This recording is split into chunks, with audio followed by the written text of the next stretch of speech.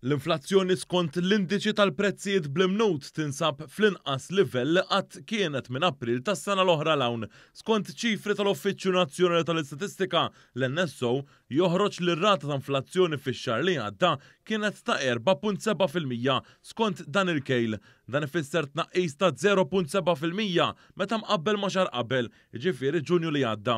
Dan hekk kif din ir-rata kienet ta' 5.4%. Skont l-NSO l-ogħla rati annwali ta' inflazzjoni matul ix-xahar li għadda kienu irreġistrati fl-akkomodazzjoni u fl-ikel.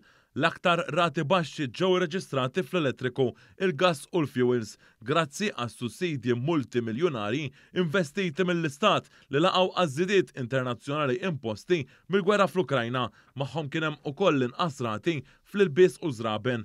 Dwar is-sussidji tal-enerġija, il-Gazzetta Kulħadd irrapportat li f'sena u nofs il-Gvern Malti investa aktar minn 514 miljun euro biex iżomm il-prezzijiet stabbli għal familji u negozji Maltin u Awċin. Din l-għajnuna waslet biex il-kontijiet tad-dawl, il-fuels u l-gass għal familji u negozji baqgħu molowx minkejja l-isfidi internazzjonali bla preċedent ta' bħalissa.